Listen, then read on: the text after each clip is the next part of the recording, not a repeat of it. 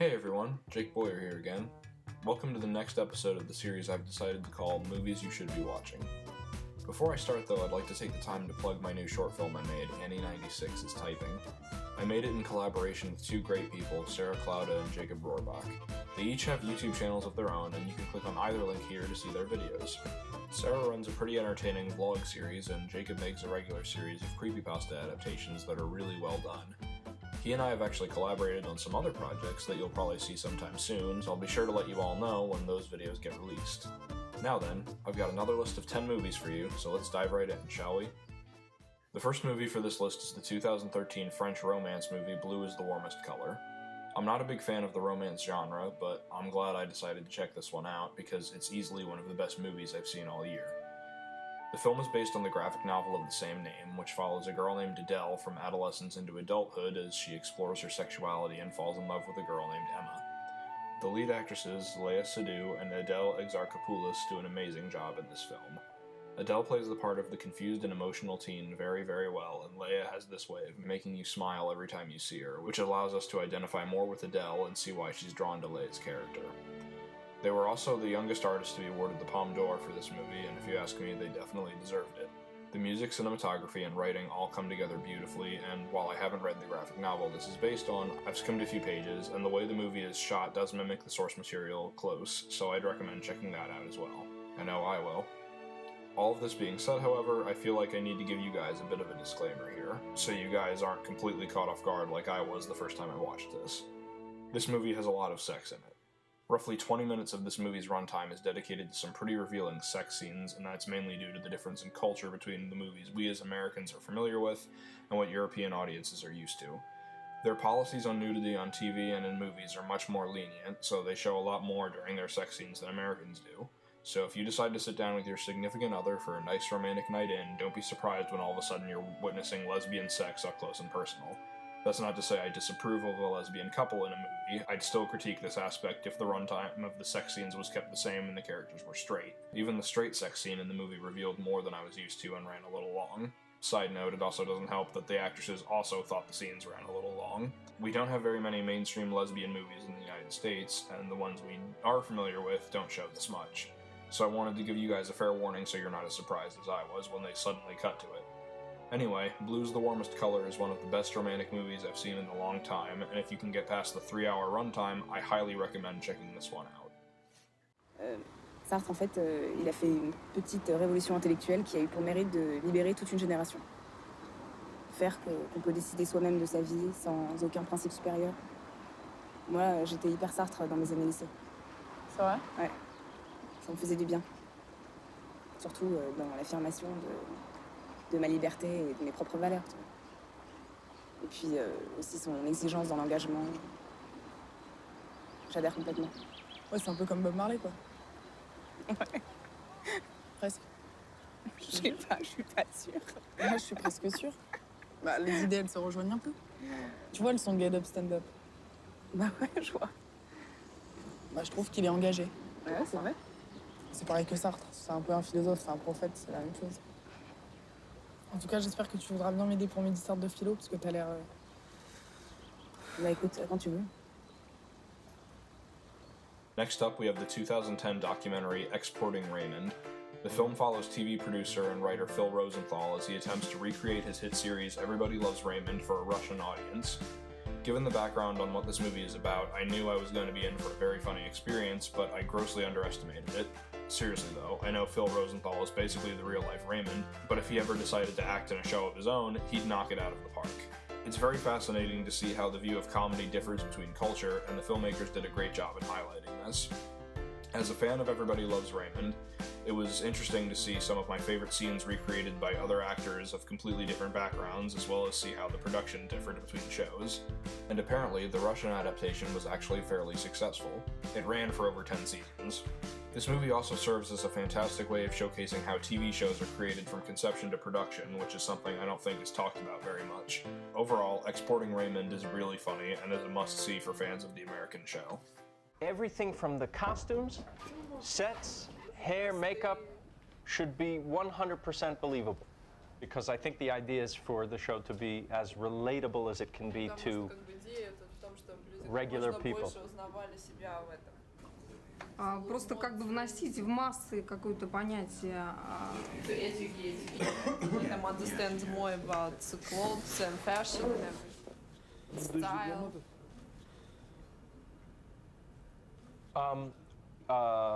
Elena Starodobetseva, costume designer. И имеет прекрасную Where women love to dress up and to dress beautiful. Even at home, even as a housewife. She can't always wear some kind of a sweat and think only about kids because she won't keep the family like that. Next on the list is the 2013 drama Prisoners. If you ever wondered what a collaboration between Stanley Kubrick and David Fincher would look like, then look no further. This movie is paced incredibly slow, and that creates the perfect air of suspense and mystery you want out of a piece like this. Hugh Jackman and Terrence Howard star as a pair of fathers whose children both disappear under strange circumstances, and Jake Gyllenhaal is the detective assigned to finding them. If you aren't familiar with Hugh Jackman's acting outside of the X-Men movies, do yourself a favor and watch this movie, because this is one of the most realistic performances I've seen in recent years. Every scene he's in, you feel the weight of the situation full force, and as things drag on, you start to feel just as helpless as the character. Everyone else does a great job, but I'm highlighting this performance because, for one, it caught me completely off guard, and two, his is easily the best performance in the entire movie. The music is also well composed and weirdly haunting, which pairs perfect with the cold, dark, and rainy look we get from the cinematography. Prisoners is a fantastic movie and it needs more people watching it. Check it out. Mr. Dover. Mr. Dover. What? You need to take care of yourself and your wife. That's the best thing you can do right now. That little girl is gonna need you when she comes home. Kid's gone for more than a week. Have half as good a chance of being found, and after a month, almost none are not alive. All right? So forgive me for doing everything I can. You know what? It hasn't been a fucking week. You're right. Day hasn't been a fucking week. 6. Day 6. And every day, she's wondering why I'm not there to fucking rescue her. All right. Do you understand that? All right. Me, not you. Not you, but me. Every day. All right. So forgive me for not going home to have a good night's rest. Next we have the 2009 French-Belgian-Irish animated movie The Secret of Kells. The best way to summarize this one would be to imagine what a gender-swapped, two-dimensional Irish version of Brave would look like. Even though 3D animation is considered the norm these days, 2D animation can still produce some really, really beautiful imagery that, in some ways, captures a style that you can't really get with 3D. The story is about a boy named Brendan who lives in the small walled-off monastery of Kells.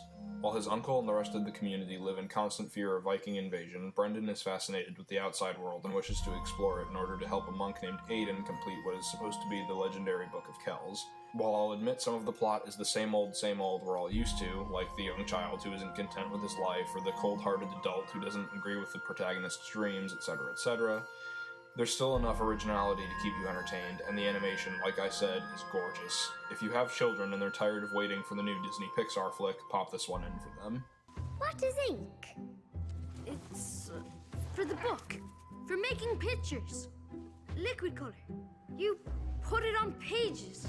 Well, like leaves. It's hard to explain. I suppose you'd have to see it. I don't know what you're talking about, and I don't want to know. But Brother Aidan... I will help you find the things you want on one condition. You and your cat must promise to never come into my forest again.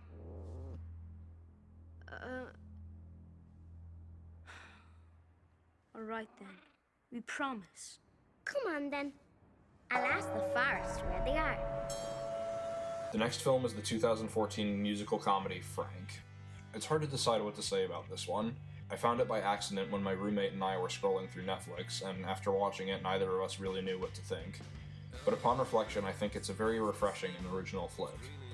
The plot follows an aspiring musician who joins an indie band, please don't ask me how to pronounce their name, they never really clarify how it's said, which is led by a strange man named Frank who wears a massive papier-mâché head that he never takes off. We get to know the band through the eyes of our main character, and the beauty of it, that I didn't understand until later, was that it was meant to help us identify with the protagonist more. Throughout the movie, he's treated as an outsider who doesn't really understand what the group stands for, and ultimately that's how we're meant to feel as a viewer. The movie itself, while very funny, is meant to leave you a little confused. All that aside though, this is a very enjoyable movie. The music is very Sex Bob-esque, the writing is very well paced and clever, and the performances are fantastic, especially Michael Fassbender in the role of Frank. If you want to hear some interesting music and get some laughs, you'll definitely enjoy this one. Can I ask you something? Sure. Why do you wear that? You think it's weird? Kinda. Well, normal faces are weird too, you know?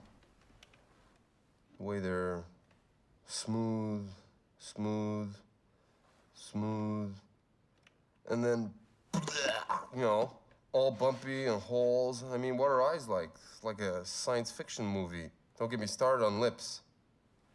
Like the edges of a very serious wound. That's true. But your head is still sort of intimidating. Well, underneath, I'm giving you a welcoming smile.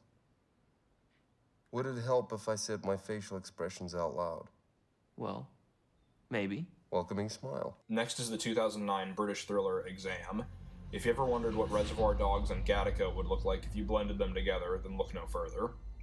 The film is set entirely in one room in which 8 strangers are taking part in an exam to determine who will become an assistant to the CEO of a pharmaceutical company responsible for creating a pill that saved mankind from a deadly virus. They have 80 minutes to answer what their proctor calls the question, but the problem is they don't know what the question is. As they compete for the highly sought-after position, we learn more and more about their pasts and explore the lengths they'll go to get what they want. Each of the performances in this movie are fantastic, and while I admit it's strange that so many people that are borderline psychopaths are applying for a job at a pharmaceutical company, it doesn't get in the way of how natural the actors are. If you're a fan of thrillers, check it out. We've got to help each other. Why? We're in competition. Why should I help you to beat me? Well, alright, we may be in competition to answer the question, but to establish the question, we have to work together, we have to cooperate. They expect us to cooperate, don't they? I mean, what did you expect? You're going to win this job with all the rewards that come with it, a job you fucking kill for, by giving them a little simple written answer. Facts and opinions, compare and contrast. Nah, man. They're not looking for that. A job like this, right, it needs initiative, observation, interplay. Teamwork. He's right. We're in a stress scenario. A confusing, time-critical situation designed to test our intelligence and resilience. To bring out the worst in us, you mean? Or the best. We help each other until the playing field's open. And then it's each man for themselves. No offense, girls. Are we agreed? Yes. Agreed.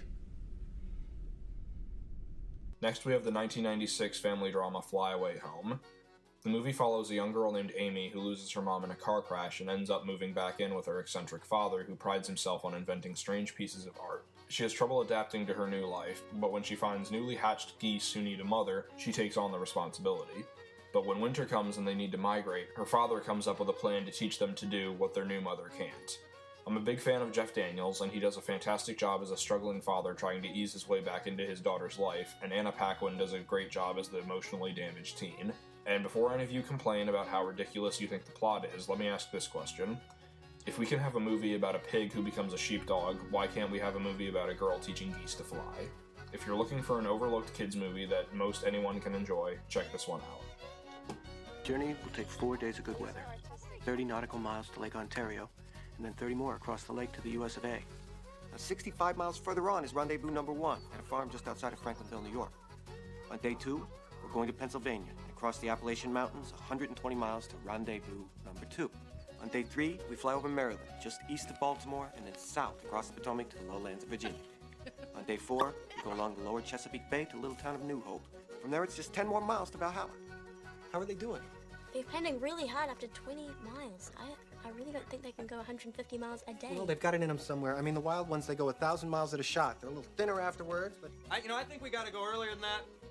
2 days weather cushion isn't going to be enough. I say we get out of here in like the 22nd. Good idea. Barry and I are going to get the camping equipment Wednesday, right? And, oh, we got to leave on a boat. The GPS and the radios are due tomorrow. October the 22nd. Yes. 20 seconds. The next movie on this list is the 2009 documentary Playground. If you think something like childhood prostitution is something you could only get away with in Eastern Asia, then you need to see this movie. Not only is it happening in the United States, but it's happening at an alarming rate. The way that this subject matter is presented is perfect, and the animations by Yoshitomo Nara and Heather Bursch provide a great contrast to it. It's hard to say much about this movie without spoiling some of what I consider to be the best parts, so check it out. We as a nation are going to have to sit back, take a deep breath, and realize, oh my God, this is in our neighborhoods, in our families, in our communities. It's right under our noses. We frequently see drugs and psychological brainwashing become part of the process of keeping them committed to the offender.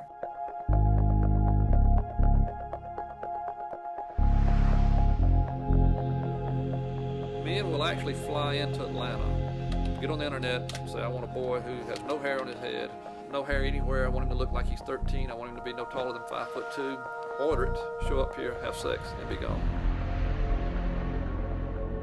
Next up is the 2000 war film U-571. Now before I say anything about this movie, I just want to say that I really don't know as much about history as I should, but from what I've heard and the research I've done, this movie isn't very historically accurate. Apparently the U-boat in this movie was never captured, and it was set 7 months before the United States joined World War II. However, if you can get past these inaccuracies, you'll find this is a very entertaining war film. The plot follows American naval troops who capture a German U-boat in order to acquire the Enigma machine and its code books. But when their submarine sinks, they need to pose as the enemy in order to survive. This flick has a great mixture of suspense and action, and the cast were all excellent, even though Bill Paxton was only in the movie for about 10 minutes and his part really could have been played by anyone, but still. If you're not a history buff and you want to be entertained for 2 hours, you'll enjoy this flick. He's coming around. He's coming around.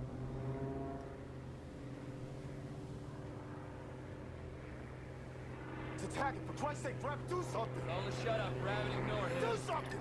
It's gonna strafe us, Rabbit. It's coming right at us. It's lined up. Do something. Acknowledge me, Stevie Parker. Now, Rabbit, shoot him. Parker, I order you do not fire that weapon. Get your finger off that trigger. Pull the trigger. Pull that trigger. We're gonna die, Julian. Do it. God damn you, send your trigger.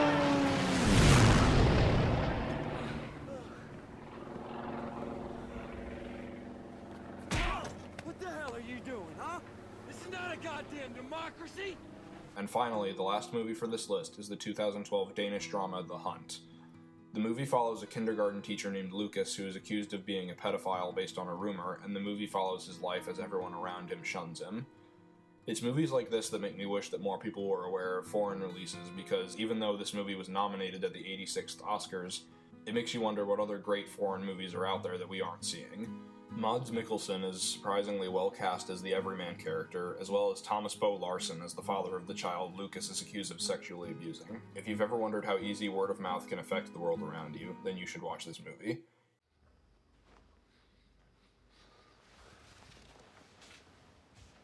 Hvad sker der her? Hvad laver han her? Han skal da ikke være her. Nej, det skal han nok ikke. Lukas, du skal gå nu. Vil du være sød og svare, hvad har jeg gjort? Forsvind ud herfra. Hvad er det, du forestiller dig, der er sket? Må jeg få et svar på det? Hvad har hun fortalt dig? Ved du hvad? Ud! Jeg gider ikke sidde her og diskutere med dig. Forsvind herfra! Svin, mand. Kraftedeme ikke sidde her i vores sofa, mand, i vores hus. Jeg vil aldrig nogensinde mere have, du kommer her. Kraftedeme med pikken af dig, mand. Ud med dig!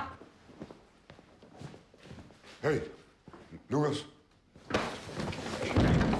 Sindssygt eller hvad? Hvis du har rørt min lille datter, så får du en kugle lige i panden. Og det tror du har, for det siger hun jo ikke. Er du ude på at smadre mit liv? Er du ude på at smadre mit liv, eller det? Kom her. Kig på mig. Ja? Kig på mig. Kig på øjnene. Hvad kan laver du til? Er I klar? Hej, Lukas. Klar. Gå ind på værelset, venner. Agnes! So there you have my next installment of movies you should be watching. If you want to check any of these out, 8 of the 10 movies here can be found on Netflix. If you want to watch The Hunt, though, for some reason it doesn't appear when you search for it. You'll have to scroll through the foreign genre until you find it. At least that's what happened to me. That error may very well be fixed by now. Anyway, if you have a movie to suggest, feel free to comment below. Thank you guys for watching, and stay tuned for the next episode, in which I'll be showing you guys some good scary movies for Halloween. In the meantime, I'll see you later.